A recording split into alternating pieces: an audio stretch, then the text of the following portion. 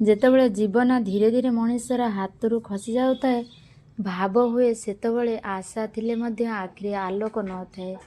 ଯେତେବେଳେ ପ୍ରାର୍ଥନା ଓ ଅପେକ୍ଷା ମଧ୍ୟରେ ଦିନ ପରେ ଦିନ କଟିଯାଏ ଏବଂ ମନ ଭିତରେ ଗୋଟିଏ ନୀରବ ପ୍ରଶ୍ନ ଉଙ୍କି ମାରେ, ସାଇବାବା ଆପଣ ମୋତେ ଦେଖୁଛନ୍ତି ତ? ସେହି ମୁହୂର୍ତ୍ତ ହିଁ ଆରମ୍ଭ ହୁଏ ଏକ ଅଦୃଶ୍ୟ ଭକ୍ତିର ଲୀଳା, ଯାହା ଚମତ୍କାର ଭଳି ଦେଖାଯାଏ ନାହିଁ, କିନ୍ତୁ ମଣିଷର ଭିତରୁ ଧୀରେ ଧୀରେ ପରିବର୍ତ୍ତନ କରିଦିଏ। ଏହି ଲୀଳାରେ ସାଇବାବା କେବେ ସ୍ୱପ୍ନରେ ଆସି କିଛି କହୁନାହାନ୍ତି ତ, କେବେ ହାତ ଧରି ଆଶ୍ୱାସନା ଦିଅନ୍ତି ନାହିଁ ତ, କିନ୍ତୁ ତାଙ୍କର ଉପସ୍ଥିତି ମଣିଷର ଶ୍ୱାସ ଭିତରେ ତାଙ୍କର ଧୈର୍ଯ୍ୟର ଆଉ ତାଙ୍କର ଭାଙ୍ଗି ନଥିବା ଭରସାର ବସି ରହେ। ଯେଉଁ ମଣିଷ ଏତେ ଦିନ ଭାବୁଥିଲା ଯେ ସେ ଏକା, ଯେ ତାଙ୍କର ଦୁଃଖ କାହାକୁ ଦେଖାଯାଉନାହିଁ, ସେହି ମଣିଷ ଧୀରେ ଧୀରେ ଅନୁଭବ କରେ ଓ ସେ କିଛି ତାକୁ ଭାଙ୍ଗିବାକୁ ଦେଉନାହିଁ, କିଛି ତାକୁ ଭିତରୁ ଧରି ରଖିଛି। ଯଦିଓ ଜୀବନରେ ପରିସ୍ଥିତି ବଦଳାଇ ଏଣି ଦୁଃଖ ତୁରନ୍ତ ଶେଷ ହୁଏ ନା, ଉତ୍ତର ଏଯାଏ ମଧ୍ୟ ମିଳେନି, ତଥାପି ମନ ଭିତରେ ଗୋଟିଏ ଅଜଣା ଶାନ୍ତ ଜନ୍ମ ହୋଇଥାଏ। ଏହି ଶାନ୍ତ ହିଁ ସାଇବାବାଙ୍କ ଲୀଳାର ପ୍ରଥମ ସଂକେତ, କାରଣ ସେ ମଣିଷକୁ ଦେଖାଇ ଦିଅନ୍ତି ଯେ ଜୀବନର ସବୁଠୁ ବଡ଼ ଆଶୀର୍ବାଦ ହେଉଛି ସମସ୍ୟା ନଥିବା ନୁହେଁ, ବରଂ ସମସ୍ୟା ଥିଲେ ମଧ୍ୟ ଭିତରେ ଭାଙ୍ଗି ନ ପଡ଼ିବା ପାଇଁ। ଆଉ ସେବା ମୁହୂର୍ତ୍ତର ମଣିଷ ବୁଝିପାରେ ଯେ ସାଇବାବା ତାଙ୍କୁ କେବେ ଦୂରେ ରଖିନଥିଲେ। ସେ ସମଗ୍ର ସମୟ ଧୀରେ ଧୀରେ ତାଙ୍କୁ ସେହି ଶକ୍ତି ଦେଉଥିଲେ ଯେ ଯାହାଦ୍ୱାରା ସେ ନିଜ ଯନ୍ତ୍ରଣାକୁ ମଧ୍ୟ ଭକ୍ତିରେ ପରିଣତ କରିପାରେ। ଏବଂ ଯେତେବେଳେ ସେହି ମଣିଷ ନିଜେ ମଧ୍ୟ ଧ୍ୟାନ ଦିଏନି, ସାଇବାବାଙ୍କ ଲୀଳା ତାର ଜୀବନ ଛୋଟ ଛୋଟ ଘଟଣାରେ ଦେଖା ଦେବାକୁ ଆରମ୍ଭ କରେ। କେବେ ଅଚାନକ ମିଳିଯାଏ ତ ଗୋଟିଏ ଆଶ୍ୱାସନାର ଭରା କଥା, କେବେ ଅନ୍ଧକାର ଦିନରେ ମଧ୍ୟ ଗୋଟିଏ ଅଜଣା ଭରସା ହୃଦୟରେ ଉଠି ଆସେ, କେବେ ଭାଙ୍ଗି ଯିବାକୁ ବସିଥିବା ସମୟର ମନ ଭିତରୁ ଗୋଟିଏ ସ୍ୱର କହିଯାଏ, ଏଯାଏ ନୁହେଁ, ଆଉ ଥୋଡ଼ା ସହିଯା। ଏହି ସ୍ୱର କେଉଁଠି ଆସୁଛି ବୋଲି ଜାଣିନଥିଲେ, କିନ୍ତୁ ଏତିକି ଅନୁଭବ କରେ ଯେ ଏହା କେବେ ମିଥ୍ୟା ହୁଏନି। ଯେଉଁଦିନ ମଣିଷ ଭାବୁଥାଏ ସବୁକିଛି ତାର ହାତରୁ ଖସିଗଲା, ସେଦିନ ହିଁ ସାଇବାବା ତାକୁ ଶିଖାନ୍ତି କିପରି ହାତ ଖାଲି ଥିଲେ ମଧ୍ୟ ହୃଦୟ ପୂର୍ଣ୍ଣ ରହିପାରେ। ତାଙ୍କର ଲୀଳା ଏମିତି ଯେ କେତେ ଦୁଃଖକୁ ତୁରନ୍ତ ହଟାନ୍ତୁ ନାହିଁ, ବରଂ ଦୁଃଖର ମଧ୍ୟରେ ଥିବା ଭୟକୁ ଧୀରେ ଧୀରେ କାଢ଼ି ନେଉଥାନ୍ତି। ଆଉ ଯେତେବେଳେ ଭୟ ହଟିଯାଏ ନା, ମଣିଷ ନିଜେ ଅନୁଭବ କରେ, ହେ ସାଇବାବା, ହେ ସାଇବାବା ଅଧିକ ଶକ୍ତିଶାଳୀ, ଆଗରୁ ଅଧିକ ସହନଶୀଳ। ସାଇବାବା ଭକ୍ତକୁ କେବେ ଚିହ୍ନିତ ପଥ ଦେଇ ଚାଲନ୍ତି ନାହିଁ। ସେ ତାଙ୍କୁ ଏମିତି ରାସ୍ତା ଦେଖାନ୍ତି ଯେ ଯାହା ପ୍ରଥମେ ଅନ୍ଧାର ଲାଗେ, କିନ୍ତୁ ଯେଉଁଠି ପ୍ରତ୍ୟେକ ପଦକ୍ଷେପ ସହିତ ମଣିଷ ନିଜ ଭିତରେ ଆଲୋକକୁ ଚିହ୍ନିପାରେ, ଆଉ ସେହି ଆଲୋକ ହିଁ ତାଙ୍କୁ ଆଗକୁ ନେଇଯାଏ। ଏହା କୌଣସି ଗପ ନୁହେଁ, ଏହା ସେହି ଭକ୍ତିର ଲୀଳା ଯାହାର ଜୀବନକୁ ଅର୍ଥ ଦେଇଦିଏ, ଯେଉଁଠାରେ ମଣିଷ ବୁଝିଯାଏ ଯେ ସାଇବାବାଙ୍କ ସହ ଥିଲେ ହାର ବୋଲି କିଛି ନାହିଁ, ଅଛି କେବଳ ଶିଖିବା, ଧୀରେ ଧୀରେ ଗଢ଼ି ଉଠିବା ଆଉ ଭିତରୁ ଭଗବାନଙ୍କ ଉପରେ ଅତୁଟ ଭରସା ଜନ୍ମ ଦେବା। ଏହି ଅତୁଟ ଭରସା ଯେତେବେଳେ ଧୀରେ ଧୀରେ ମଣିଷର ଦୈନିକ ଜୀବନର ଅଂଶ ହୋଇଯାଏ ନା, ସେତେବେଳେ ସାଇବାବା ଲୀଳା ଆଉ ଅଧିକ ସୂକ୍ଷ୍ମ ଭାବେ କାମ କରିବାକୁ ଲାଗେ। ମଣିଷ ଆଗରୁ ଯେଉଁ ଘଟଣାକୁ ଦୁର୍ଭାଗ୍ୟ ବୋଲି ଭାବୁଥିଲା, ସେହି ଘଟଣାର ଭିତରେ ଏବେ ସେ ଗୋଟିଏ ଶିକ୍ଷା ଦେଖିପାରେ। ଯେଉଁ ଲୋକମାନେ ଦୂରେ ଚାଲିଗଲେ ବୋଲି ମନ ଭରି ହୁଏ ନା, ସେହିମାନେ ଯିବା ଭିତରେ ଏବେ ଯେ ଗୋଟିଏ ରକ୍ଷା କବଚ ଅନୁଭବ କରେ। ସାଇବାବା ଏମିତି ଭାବରେ ମଣିଷର ଚିନ୍ତାଧାରାକୁ ପରିବର୍ତ୍ତନ କରନ୍ତି, ଯିଏ ଯାହାର କିଛି ବଦଳାଏନି ବୋଲି ଲାଗେ, କିନ୍ତୁ ଭିତରେ ସମସ୍ତ କିଛି ଧୀରେ ଧୀରେ ସହିଯାଏ। ମଣିଷ ଏବେ ଆତୁର ହୁଏନି, ପ୍ରତ୍ୟେକ ଅପେକ୍ଷାକୁ ସଜା ଭାବେ ନୁହେଁ, ପ୍ରସ୍ତୁତ ଭାବେ ଦେଖିବାକୁ ଶିଖିଯାଏ। ଯେଉଁ ରାତିଗୁଡ଼ିକ ନା ପୂର୍ବ ଆଖିର ଲୁହର କଟୁଥାଏ, ସେହି ରାତିଗୁଡ଼ିକ ଏବେ ନୀରବ ପ୍ରାର୍ଥନା ପରିଣତ ହୁଏ, ଯେଉଁଠି କିଛି ମାଗିବା ନଥାଏ, କେବଳ ମନକୁ ସାଇବାବା ଚରଣରେ ରଖିଦେବାର ଏକ ଶାନ୍ତି। ଏବଂ ସେହି ସମୟକୁ ଅନୁଭବ କରି ସାଇବାବା ତାଙ୍କୁ ଜୀବନର ସବୁଠୁ ବଡ଼ ଦାନ ଦେଉଛନ୍ତି। ସବୁ ପରିସ୍ଥିତିକୁ ନିଜ ଭିତରେ ଗ୍ରହଣ କରିବାର କ୍ଷମତା ଯାହା ଥିଲେ ମଧ୍ୟ ମଣିଷକୁ ଭାଙ୍ଗିପାରେ ନା, ଆଉ ସୁଖ ଆସିଲେ ସେ ଅହଙ୍କାର ହୁଏନି। ଏହି ଲୀଳାକୁ ସବୁଠୁ ଗଭୀର ସତ୍ୟ ମାନନ୍ତି। ସାଇବାବା କେବେ ମଣିଷର ଜୀବନକୁ ସହଜ କରିବା ପାଇଁ ତାଙ୍କୁ ବଦଳାନ୍ତି ନାହିଁ, କିମ୍ବା ମଣିଷକୁ ଏମିତି ଗଢ଼ାନ୍ତି ଯେ କୌଣସି ଜୀବନ ମଧ୍ୟ ତା ପାଇଁ ଅସହ୍ୟ ରହେନି। ଆଉ ସେଇ ଧୀରେ ନୀରବ ଗଭୀର ପରିବର୍ତ୍ତନ ହିଁ ସାଇବାବାଙ୍କର ଭକ୍ତି ଲୀଳାର ସତ୍ୟ ଧାର୍ଯ୍ୟ ଅଟେ। ଏହି ସତ୍ୟ ସୌନ୍ଦର୍ଯ୍ୟର ମଣିଷ ଧୀରେ ଧୀରେ ସେତେବେଳେ ଚିହ୍ନିବାକୁ ଲାଗେ ଯେତେବେଳେ ସାଇବାବା ଉପସ୍ଥିତ ଆଉ ଅଧିକ ଗଭୀର ଭାବରେ ଅନୁଭବ ହୁଏ। ମଣିଷ ଆଉ ଭଗବାନଙ୍କୁ ଦୂରେ ଖୋଜେନି, ମନ୍ଦିରର ଧୂପ ଦୀପ କିମ୍ବା ଶବ୍ଦରେ ମାତ୍ର ସେମାନଙ୍କୁ ଦେଖିବାକୁ ଚେଷ୍ଟା କରେନି, ବରଂ ନିଜ ଶ୍ୱାସର ଗତିରେ, ନିଜ ଧୈର୍ଯ୍ୟର, ନିଜ ନୀରବ ସହସାଳରେ ସାଇବାବାଙ୍କୁ ଅନୁଭବ କରେ। ଯେଉଁଦିନ ଆଗରୁ ସେ ଛୋଟ ଛୋଟ କଥାରେ ଭାଙ୍ଗି ଯାଉଥିଲା, ସେଇଦିନ ଏବେ ସେ ଦିନକୁ ଆଶ୍ଚର୍ଯ୍ୟ ହୋଇ ଦେଖେ। କାହିଁକି ନା ଏତେ ବଡ଼ ଭାର ଥିଲେ ମଧ୍ୟ ମନ ଶାନ୍ତ ରହୁଛି କାହିଁକି? ଅନିଶ୍ଚିତତା ମଧ୍ୟ ଏବେ ଭୟ ଲାଗୁନାହିଁ। ସାଇବାବାଙ୍କ ଲୀଳା ଏଠି ଏମିତି ଭାବେ କାମ କରେ ଯେ ମଣିଷ ନିଜ ଦୁର୍ବଳକୁ ଲୁଚାଇବାକୁ ପରିବର୍ତ୍ତନ ତାଙ୍କୁ ଗ୍ରହଣ କରିବା ଶିଖିଯାଏ। କାରଣ ସେ ବୁଝିଯାଏ ଯେ ସାଇବାବା ତାଙ୍କୁ ତାର ଶକ୍ତି ପାଇଁ ନୁହେଁ, ତାର ସତ୍ୟତା ପାଇଁ ଧରି ରଖିଛି। ଯେଉଁଠି ପୂର୍ବେ ଅଭିଯୋଗ ଥିଲା ଯେ ସେଠି ଏବେ କୃତଜ୍ଞତାର ଜନ୍ମ ନେଉଛି ଯେ ଯେଉଁଠି ପୂର୍ବ କାହିଁକି ନା ମୋ ସହିତ ବୋଲି ପ୍ରଶ୍ନ ଥିଲା, ସେଠି ଆମେ ମୋତେ ଏହା ଶିଖାଇବାକୁ ଧନ୍ୟବାଦ ବୋଲି ଏକ ନୀରବ ସ୍ୱୀକୃତି ଆସୁଛି। ସାଇବାବା ମଣିଷକୁ ଏମିତି ଅବସ୍ଥାକୁ ନେଇଯାଆନ୍ତି ନା ଯେ ସେ ଆଉ ଫଳ ପାଇ ଭକ୍ତି କରେ ନାହିଁ, ବରଂ ଭକ୍ତି ନିଜେ ତାର ଆଶ୍ରୟ ହୋଇଥାଏ। ଆଉ ସେଇ ଆଶ୍ରୟରେ ରହି ମଣିଷ ଧୀରେ ଧୀରେ ନିଜ ଜୀବନରେ ପ୍ରତ୍ୟେକ ଭାଙ୍ଗିଥିବା ଖଣ୍ଡକୁ ଅର୍ଥ ଦେଇପାରେ। କାରଣ ସେ ଏବେ ବୁଝିଯାଏ ଯେ ସାଇବାବାଙ୍କର ଲୀଳା କୌଣସି ଦିନ ହଠାତ୍ ଆସୁଥିବା ଚମତ୍କାର ନୁହେଁ, ବରଂ ପ୍ରତିଦିନ ନୀରବତାର ମଣିଷ ଭିତରୁ ଭଗବାନ ନିକଟକୁ ନେଇଯିବାକୁ ଏକ ଅବିରତର ଗଭୀର ଯାତ୍ରା। ଏହି ଯାତ୍ରା ଯେତେବେଳେ ଆଉ ଗଭୀର ହୁଏ, ମଣିଷ ଧୀରେ ଧୀରେ ଅନୁଭବ କରିବାକୁ ଲାଗେ ଯେ ସାଇବାବା ଲୀଳାର କୌଣସି ବାହାରର ଘଟଣାରେ ସୀମିତ ନୁହେଁ। ସେ ମଣିଷର ଚିନ୍ତା, ନିଷ୍ପତ୍ତି ଏବଂ ନୀରବ ପସନ୍ଦଗୁଡ଼ିକର ମଧ୍ୟରେ ଧୀରେ ଧୀରେ ଲୁଚି ଯାଇଛି। ଯେଉଁଠି ପୂର୍ବେ ରୋଷ ଆସୁଥିଲା, ସେଠି ଏବେ ସହନଶୀଳତା ଆସେ। ଯେଉଁଠି ପୂର୍ବେ ଆତୁରତା ଥିଲା, ସେଠି ଏବେ ଧୈର୍ଯ୍ୟ ଜନ୍ମ ନେଉଛି। ଆଉ ଯେଉଁଠି ପୂର୍ବେ ମଣିଷ ନିଜକୁ ସବୁ କିଛିର ଭାର ତଳେ ଚାପି ଦେଉଥିଲା, ସେଠି ଏବେ ସେ ଶିଖିଯାଏ କିପରି ନିଜ ଭାରକୁ ସାଇବାବା ଚରଣରେ ସୁସାପ କରିଦେଇଛନ୍ତି। ଏହା କୌଣସି ହାର ନୁହେଁ, ବରଂ ଏକ ଗଭୀରର ବୁଝାମଣା ଯେ ମଣିଷ ସବୁ କିଛି ଏକା ଏକା କହିବାକୁ ଜନ୍ମ ନେଇଥାଏ ନା। ସାଇବାବା ଏହି ବୁଝାମଣାକୁ ଏମିତି ଭାବେ ମଣିଷର ହୃଦୟରେ ବସାଇ ଦିଅନ୍ତି ନା ଯେ ସେ ଆଉ ନିଜକୁ ପ୍ରମାଣ କରିବା ପାଇଁ ଦୌଡ଼େନି, ନିଜକୁ ଦୁଃଖ ଦେବା ପାଇଁ କାନ୍ଦେନି, ବରଂ ନୀରବ ଭାବେ ନିଜ କର୍ତ୍ତବ୍ୟ କରିଚାଲେ। ଏବଂ ନୀରବତାର ଏକ ଅଦ୍ଭୁତ ଶକ୍ତି ଥାଏ, ଯେଉଁ ଶକ୍ତି ମଣିଷକୁ ଭାଙ୍ଗିବା ପରିବର୍ତ୍ତେ ତାକୁ ଆଉ ମୃଦୁ ଆଉ ଗଭୀର ଆଉ ମାନବୀୟ କରିଦିଏ। ସାଇବାବାଙ୍କ ଲୀଳା ଏଠି ଏମିତି ଚାହେଁନି, କାରଣ ସେ ବୁଝିଯାଏ ଯେ ପ୍ରତ୍ୟେକ ଘଟଣା ତାକୁ କିଛି ନା କିଛି ଶିଖାଇବାକୁ ଆସିଛି। ଯେଉଁ ସମୟରେ ମଣିଷ ଏହି ସତ୍ୟକୁ ଗ୍ରହଣ କରେ, ସେହି ସମୟରେ ତାର ଭିତର ଗୋଟିଏ ନୂଆ ଶାନ୍ତ ଜନ୍ମ ନେଇଯାଏ। ଏହି ଶାନ୍ତ କୌଣସି ନିଶ୍ଚୟରୁ ନୁହେଁ, କୌଣସି ପ୍ରତିଶ୍ରୁତିରୁ ନୁହେଁ, ଏବଂ ସାଇବାବା ଉପରେ ଅଟୁଟ ଭରସାର, ଯାହା ମଣିଷକୁ ଶିଖାଇ ଦିଏ ଯେ ଜୀବନ ଯେପରି ହେଉ ସେ କେବେ ଏକା ନୁହେଁ। କାରଣ ସାଇବାବାଙ୍କ ଲୀଳା ତାର ପ୍ରତ୍ୟେକ ଶ୍ୱାସ ସହିତ ଚାଲି ରହିଛି। ଏହି ଚାଲିଥିବା ଲୀଳାର ମଧ୍ୟରେ ମଣିଷ ଏକ ଦିନ ହଠାତ୍ ଧ୍ୟାନ ଦିଏ, ସାଇବାବା ତାକୁ କେବେ ମାତ୍ର ସୁଖ ଦେବା ପାଇଁ ନୁହେଁ, ସେ ତାକୁ ଜୀବନ ବୁଝିବା ପାଇଁ ଗଢ଼ୁଛନ୍ତି। ଯେ ଯେଉଁ ସ୍ଥାନରେ ପୂର୍ବେ ମଣିଷ ହାର ମାନିବାକୁ ଚାହୁଁଥିଲା, ସେଠି ଏବେ ଥମିଳି ନିଜ ସାହସକୁ ଶୁଣିପାରୁଛି। ଆଉ ସେହି ଶ୍ୱାସର ଗଭୀରତାରେ ସେ ଅନୁଭବ କରୁଛି ଗୋଟିଏ ଅଦୃଶ୍ୟ ପାର୍ଥ, ଯେଉଁ ପାର୍ଥ କେବେ ହାତ ଧରେନି କିନ୍ତୁ ପଢ଼ିବାକୁ ଦିଏନି। ସାଇବାବା ମଣିଷ ଏମିତି ଶିଖାନ୍ତି ଯେ ମଣିଷ ଆସିଲେ ସେ ପ୍ରଥମେ ପଚାରେନି କାହିଁକି ଏ ମୋ ସହିତ, ବରଂ ନୀରବ ଭାବେ ମନେ ମନେ କହିଯାଏ ଯେ ଏହା ମୋତେ କ'ଣ ଶିଖାଇବାକୁ ଆସିଛି। ଏହି ପ୍ରଶ୍ନରେ ମଣିଷର ସମଗ୍ର ଦୃଷ୍ଟିକୋଣରେ ବଦଳିଯାଏ, କାରଣ ସେ ଆଉ ଜୀବନ ସହିତ ଯୁଦ୍ଧ କରେନି, ସେ ଜୀବନକୁ ଶୁଣିଯାଏ ଆଉ ଶିଖିଯାଏ। ସାଇବାବା ଲୀଳା ଏଠି ଏମିତି ଭାବେ ପ୍ରବାହିତ ହୁଏ ଯେ ମଣିଷ ଧୀରେ ଧୀରେ ନିଜ ଅତୀତ ସହିତ ଛନ୍ଦି ହୋଇ ରହିଯାଏ। ଯେଉଁ ଘାରଗୁଡ଼ିକ ଏତେ ଦିନ ଜଳୁଥିଲା, ସେଗୁଡ଼ିକ ଏବେ ସ୍ମୃତି ହୋଇ ରହିଯାଏ, ଯନ୍ତ୍ରଣା ହୋଇ ନୁହେଁ। ସେ ବୁଝିଯାଏ ଯେ ସାଇବାବା ତାକୁ ଯେତେ ଦୂର ନେଉଛନ୍ତି, ସେତେ ଦୂର ତାକୁ ନିଜ ଭିତରେ ମଧ୍ୟ ନେଇଯାଇଛନ୍ତି। ଏଠି କୌଣସି ଦର୍ଶନୀୟ ଚମତ୍କାର ନାହିଁ, କିନ୍ତୁ ଏଠି ଏକ ଗଭୀର ଜାଗରଣରେ ଅଛି, ଯେଉଁଠି ମଣିଷ ଅନୁଭବ କରେ ଯେ ଭଗବାନ ଦୂରେ ବସିଲେ ଜୀବନକୁ ଦେଖିନାହାନ୍ତି, ଜୀବନ ହିଁ ମଧ୍ୟ ଚାଲି ଆସୁଛନ୍ତି।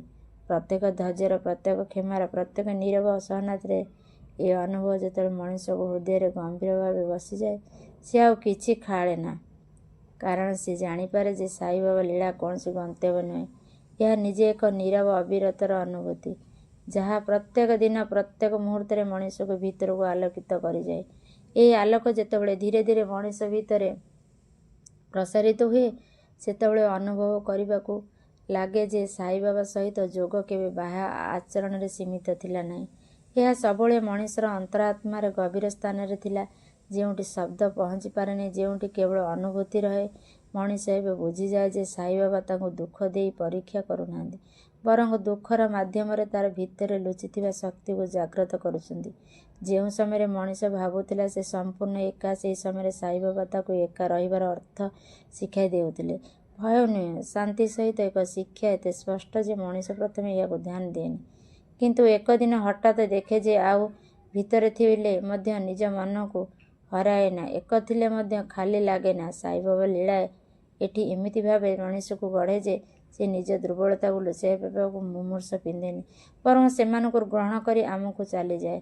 ଯେଉଁଠି ପୂର୍ବେ ଆତ୍ମସମ୍ମାନ ପାଇ ସେଠି ଏବେ ନର୍ମତା ଜନ୍ମ ନେଇ, ଯେଉଁଠି ପୂର୍ବ ମଣିଷ ନିଜ ଭାଗ୍ୟକୁ ଦୋଷ ଦେଉଥାଏ, ସେଠି ଏବେ ଯେ ନିଜ ଯାତ୍ରାକୁ ଉତ୍ପତ୍ତ କରୁଛି। ସାଇବାବା ମଣିଷକୁ ଏହି ଅବସ୍ଥାକୁ ନେଇଯାଆନ୍ତି ଯେ ଆଉ ଉତ୍ତର ଖୋଜେନି, କାରଣ ପ୍ରଶ୍ନଗୁଡ଼ିକ ନିଜେ ଶାନ୍ତ ହୋଇଯାଏ ଏବଂ ସେହି ଶାନ୍ତରେ ମଣିଷ ଅନୁଭବ କରେ ଯେ ଯାହା କିଛି ଘଟୁଛି ତାହା କୌଣସି ଭୁଲ ନୁହେଁ। ସବୁକିଛି ସାଇବାବାଙ୍କ ନୀରବ ଦୃଷ୍ଟିରେ, ତାଙ୍କର ଅଦୃଶ୍ୟ ହସରେ ଏବଂ ତାଙ୍କର ଅତ୍ୟୁଟ କୃପାରେ ଧୀରେ ଧୀରେ ନିଜର ଅର୍ଥ ପାଇଛି। ଏହି ଅର୍ଥ ଯେତେବେଳେ ଧୀରେ ଧୀରେ ମଣିଷକୁ ହୃଦୟରେ ସ୍ପଷ୍ଟ ହୁଏ, ସେତେବେଳେ ସେ ବୁଝିପାରେ ଯେ ସାଇବାବା ଲୀଳା କୌଣସି ଏକ ଦିନର ଘଟଣା ନୁହେଁ, ଏହା ଜୀବନ ସହିତ ବଢ଼ୁଛି ଏକ ନୀରବ ସମ୍ପର୍କ। ମଣିଷ ଆଗରୁ ଯେଉଁଠି ଆତୁର ହୋଇ ଭଗବାନଙ୍କୁ ଡାକୁଥିଲା, ସେହି ଏବେ ନିଜ ନୀରବତାକୁ ଶିଖିବାକୁ ଚାହୁଁଥିଲା, କାରଣ ସେ ଜାଣିପାରେ ଯେ ସାଇବାବା ଶବ୍ଦରେ ନୁହେଁ, ଅନୁଭବରେ କଥା କୁହନ୍ତି। ଯେଉଁ ସମୟରେ ମଣିଷ ଭାବୁଥିଲା ଯେ ସେ କିଛି ହରାଇ ଦେଇଛି, ସେହି ସମୟରେ ସାଇବାବା ତାକୁ ଶିଖାଇ ଦେଇଥିଲେ କିପରି ହରାଇଥିବା ଏକ ଦାନ ହୋଇପାରେ, କାରଣ ହରାଇଥିବା ମାଧ୍ୟମରେ ହିଁ ମଣିଷ ନିଜ ଆସକ୍ତିକୁ ଚିହ୍ନିପାରେ। ଏହି ଚିହ୍ନାମଣା ମଣିଷକୁ ଅତୁଳ କରିଦିଏ, ଆଉ ସେତେବେଳେ ମଣିଷ ହାଲୁକା ହୁଏ। ସେତେବେଳେ ତା ଚାଲିବା ଗତି ନୁହେଁ, ତାର ଭିତରେ ଥିବା ଭୟ ହ୍ରାସ ପାଏ। ସାଇବାବା ଲୀଳା ଏଠି ଏମିତି ଭାବରେ ମଣିଷର ଆତ୍ମାକୁ ଛୁଇଁଯାଏ ଯେ ସିଏ ଆଉ କାହାକୁ ସ୍ୱୀକୃତି ଖୋଜେନି, କାରଣ ସେ ଅନୁଭବ କରେ ଯେ ଯାହା ତାହାକୁ ଧରି ରଖିଛି ସେ କୌଣସି ଅନାମିତ ନୁହେଁ, ସେ କୃପା। ଯେଉଁଠି ପୂର୍ବ ମଣିଷ ଭବିଷ୍ୟତକୁ ନେଇ ଭୟଭୀତ ହୁଏ ନା, ସେ ଏବେ ବର୍ତ୍ତମାନ ସମ୍ପୂର୍ଣ୍ଣ ଭାବେ ବଞ୍ଚିବାକୁ ଶିଖୁଛି, କାରଣ ସାଇବାବା ତାକୁ ଏହି ସତ୍ୟ ବୁଝାଇ ଦେଇଛନ୍ତି ଯେ ବର୍ତ୍ତମାନ ଅଛି, ସେ କେବେ ଏକା ନୁହେଁ। ଏହି ଭାବନା ମଣିଷକୁ ଧୀରେ ଧୀରେ ଏକ ଏମିତି ସ୍ଥିତିକି ନେଇଯାଏ ଯେଉଁଠି ଜୀବନ ଆଉ ଏକ ଯୁଦ୍ଧ ଲାଗେନି, ବରଂ ଏକ ଭରସାଭରା ପଥ ଲାଗେ, ଯେଉଁ ପଥରେ ପ୍ରତ୍ୟେକ ମୋଡ଼ରେ ସାଇବାବାଙ୍କ ନୀରବ ଉପସ୍ଥିତି ହାତ ଧରି ରହିଛି, ଦୃଶ୍ୟମାନ ନୁହେଁ କିନ୍ତୁ ଗଭୀର ଭାବେ ଅନୁଭବ ହେଉଥିଲା। ଏହି ଗଭୀର ଅନୁଭବ ଯେତେବେଳେ ମଣିଷର ରକ୍ତରେ, ଶ୍ୱାସରେ, ଚିନ୍ତାରେ ଧୀରେ ଧୀରେ ମିଶିଯାଏ, ସେତେବେଳେ ସାଇବାବା ଅନୁଭବ କରନ୍ତି ନୂଆ ଜୀବନ, ଏକ ଆଧ୍ୟାତ୍ମିକ ଆକର୍ଷଣ, ଯେଉଁଠି ଡାକିଲେ ମାତ୍ରେ ନୁହେଁ କି ଡାକିଲେ ମାତ୍ରେ ସେ ଥାଆନ୍ତି। ମଣିଷ ଏବେ ଦେଖିପାରେ ସେ ସାଇବାବା କିପରି ତା ଜୀବନର ସବୁଠୁ ସାଧାରଣ ମୁହୂର୍ତ୍ତ ମଧ୍ୟ ଅର୍ଥପୂର୍ଣ୍ଣ କରିଦେଇଛି। ଏକ ନୀରବ ସକାଳର ଗୋଟିଏ ଗମ୍ଭୀର ଶ୍ୱାସ, ଗୋଟିଏ ଅଚାନକ ଶାନ୍ତିର ଅନୁଭୂତି। ଯେଉଁ ସମୟରେ ପୂର୍ବେ ମଣିଷ ଚାଲୁଥିଲା ସେ ସବୁକିଛି ତାର ନିୟନ୍ତ୍ରଣ ବାହାରେ, ସେହି ସମୟରେ ଏବେ ବୁଝିପାରେ ସେ ସବୁକିଛି ତାର ଦାୟିତ୍ୱ ନୁହେଁ। କିଛି ଜିନିଷ ଛାଡ଼ିଲେ ମଧ୍ୟ ଏକ ପ୍ରକାର ଭକ୍ତି। ସାଇବାବା ଏହି ଛାଡ଼ିଦେବାକୁ ଦୁର୍ବଳତା ବୋଲି ନୁହେଁ, ଏବଂ ଏକ ଗଭୀର ସାହସ ବୋଲି ମଣିଷକୁ ଅନୁଭବ କରନ୍ତି, କାରଣ ଯେଉଁଦିନ ମଣିଷ ନିଜ ଆତ୍ମରତକୁ ଛାଡ଼ି ଦେଇଥାଏ, ସେହିଦିନ ହିଁ ମଣିଷ ନିଜ ଆତ୍ମାକୁ ଶୁଣିବା ଆରମ୍ଭ କରେ। ଏହି ଶୁଣିବାର ଶବ୍ଦ ନୁହେଁ, କିନ୍ତୁ ଗଭୀର ପରିଦର୍ଶନ, ଯେଉଁଠି ରୁକିବା, କେଉଁଠି ଆଗକୁ ବଢ଼ିବା, କେଉଁଠି କେବଳ ଭରସା ରଖିବା। ସାଇବାବା ଲୀଳା ଏଠି ଏମିତି ଭାବେ ମଣିଷକୁ ପକାଏ ଯେ ସେ ଆଉ ଜୀବନର ତୁରନ୍ତ ବଦଳାଇବାକୁ ଚାହେଁନି, ବରଂ ଜୀବନକୁ ବୁଝିବାକୁ ଶିଖିଯାଏ। ଯେ ମଣିଷ ଏତେଦିନ ଆଶ୍ଚର୍ଯ୍ୟ କରୁଥିଲା ଯେ ଭଗବାନ ଏତେ ଚୁପ୍ କାହିଁକି, ଯେ ଏ ଅନୁଭବ କରୁଛି ଯେ ଏହି ନୀରବତା ଭିତରେ ହିଁ ସବୁଠି ଗଭୀର ଆଶୀର୍ବାଦ ଲୁଚିଯାଏ, କାରଣ ସାଇବାବା ଶବ୍ଦରେ ନୁହେଁ, ମଣିଷକୁ ମଣିଷ ହେବାକୁ ଶିଖାଇବେ ନିଜ କୃପାଳୁ ପ୍ରକାଶ କରନ୍ତି, ଏବଂ ସେହି ଶିକ୍ଷା ଧୀରେ ଧୀରେ ମଣିଷର ସମଗ୍ର ଜୀବନକୁ ଏକ ଭକ୍ତିମୟ ଅନୁଭବରେ ପରିଣତ କରିଦିଏ, ନୀରବ, ଗଭୀର ଏବଂ ଅତୁଟ। ଏହି ଅତୁଟ ନୀରବତା ଯେତେବେଳେ ମଣିଷର ହୃଦୟକୁ ଆବୃତ୍ତି କରେ ନା, ସେତେବେଳେ ସେ ଅନୁଭବ କରେ ଯେ ସାଇବାବା ଲୀଳା କୌଣସି ଆଶ୍ଚର୍ଯ୍ୟ ଘଟଣାରେ ସୀମିତ ନୁହେଁ, ବରଂ ଜୀବନର ଦୈନନ୍ଦିନ ଯାତ୍ରାର ଧୀରେ ଧୀରେ ପ୍ରକାଶିତ ହୁଏ। ଯେଉଁଠି ଦୁଃଖ ଆସିଲେ ସେ ତାହାକୁ ଶତ୍ରୁ ବୋଲି ଦେଖେନି ଏବଂ ଏହି ଶିକ୍ଷା ବୋଲି ଗ୍ରହଣ କଲେ ସାଇବାବା ସେହି ଦୁଃଖକୁ ଏମିତି ଭାବେ ସ୍ପର୍ଶ କରନ୍ତି ଯେ ଯାହା ମଣିଷକୁ ଭାଙ୍ଗିଲେ ପୂର୍ବରୁ ତାଙ୍କୁ ଭିତରୁ ଦୃଢ଼ କରିଦିଏ। ଏବଂ ମଣିଷ ଏବେ ବୁଝିଯାଏ ଯେ ଯେଉଁ ସମୟରେ ସେ ଏକା ଲାଗୁଥାଏ ସେହି ସମୟରେ ହିଁ ସାଇବାବା ସବୁଠୁ ନିକଟରେ ଥିଲେ। ଏହି ନିକଟର କୌଣସି ଆକାରରେ ନୁହେଁ, କୌଣସି ରୂପରେ ନୁହେଁ। ଏହା ଏକ ଅନୁଭୂତି ଯାହା ମଣିଷକୁ ନିଜ ଭିତରୁ ଦେଖିବାକୁ ମଧ୍ୟ କରେ, ନିଜ ଭୁଲକୁ ଗ୍ରହଣ କରିବାକୁ ଶିଖାଏ ଏବଂ ନିଜକୁ କ୍ଷମା କରିବାର ସାହସ ଦିଏ। ସାଇବାବା କୃପା ଏଠି ଏମିତି ଭାବେ ବହେ ଯେ ମଣିଷ ଆଉ ଅନ୍ୟକୁ ଦୋଷ ଦେବାକୁ ଚାହେଁନା, ବରଂ ନିଜ ମନକୁ ସୁଧାରିବାକୁ ଚେଷ୍ଟା କରେ।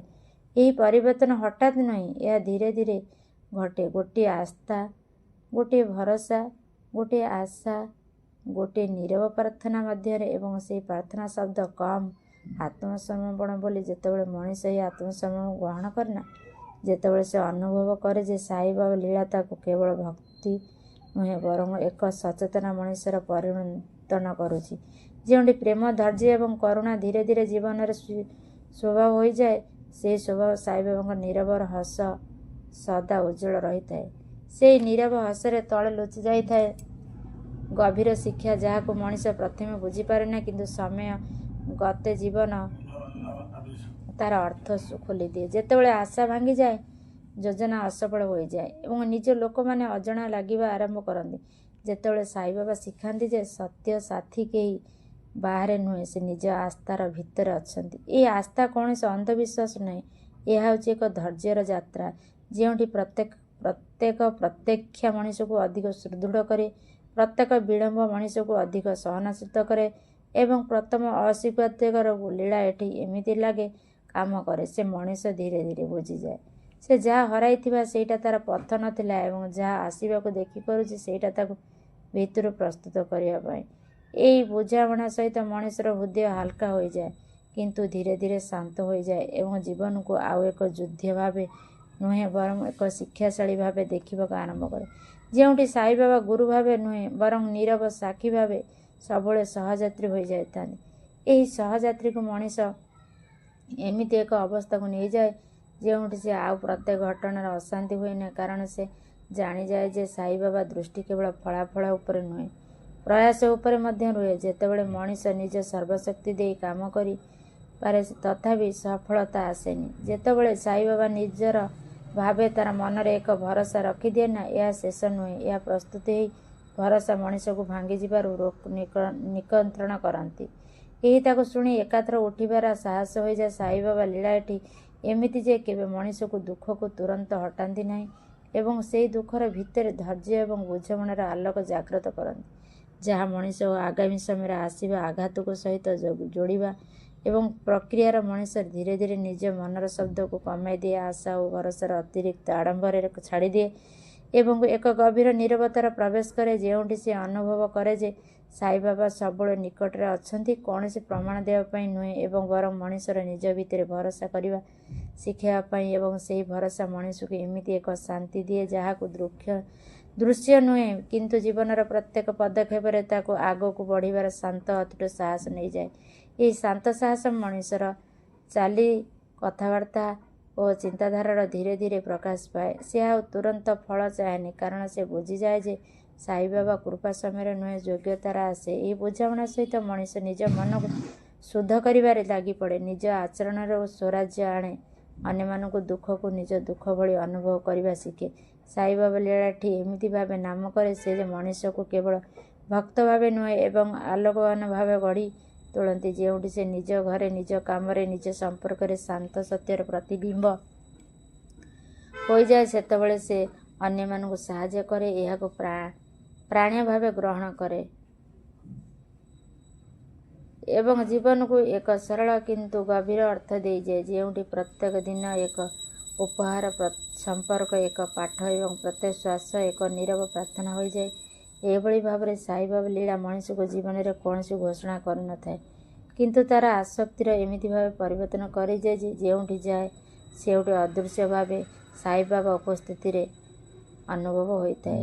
ଏବଂ ଶେଷରେ ଯେତେବେଳେ ଏହି ସମସ୍ତ ଅନୁଭୂତି ମଣିଷର ହୃଦୟରେ ଏକାଠି ହୋଇଯାଏ ନା, ସେତେବେଳେ ବୁଝିଯାଏ ଯେ ସାଇବାବାଙ୍କୁ ଭକ୍ତି ସେ କୌଣସି କଥା, କୌଣସି ନିମ୍ନ, କୌଣସି ଆଶ୍ଚର୍ଯ୍ୟ ସୀମିତ ହୁଏ ନାହିଁ। ଏହା ହେଉଛି ଜୀବନରେ ଦେଖିବାକୁ ଏକ ନୂଆ ଦୃଷ୍ଟି, ଯେଉଁଠି ଭୟ ଧୀରେ ଧୀରେ ଭଗବାନ ପରିଣତ ହୁଏ, ସ୍ଥିର ଶାନ୍ତିରେ ଗଳିଯାଏ ଏବଂ ଅନ୍ଧକାର ମଧ୍ୟରେ ଆଲୋକର ଅର୍ଥ ଶିଖାଇ ଦିଏ। ସାଇବାବା ସେହି ସମୟରେ ମଣିଷକୁ ସ୍ମରଣ କରନ୍ତି ଯେ ତୁମେ କେବେ ଏକା ଥିଲେ ନାହିଁ, ତୁମେ କେବେ ଏକା ଅଛ ନାହିଁ ଏବଂ ତୁମେ କେବେ ଏକା ରହିବ ନାହିଁ, କାରଣ ତୁମର ପ୍ରତ୍ୟେକ ଶ୍ୱାସ, ପ୍ରତ୍ୟେକ ଅଶ୍ରୁ, ପ୍ରତ୍ୟେକ ଆଶାର ମଧ୍ୟରେ ତାଙ୍କର ନୀରବ କୃପା ସଦା ବହୁଛି। ଯଦି ଏହି କଥା ତୁମ ହୃଦୟରେ ଛୁଇଁଥାଏ, ଯଦି ନ ମନ ଭିତରେ ହାଲକା ଭାବେ ସାଇ ନାମ ଉଚ୍ଚାରିତ ହୁଏ, ତେବେ ଜାଣି ରଖ ଯେ ସେହି ମୁହୂର୍ତ୍ତରେ ସାଇବାବା ତୁମ ପାଖରେ ଅଛନ୍ତି, ନୀରବ ଭାବେ, ଅତ୍ୟୁଟ ଭାବେ ତୁମକୁ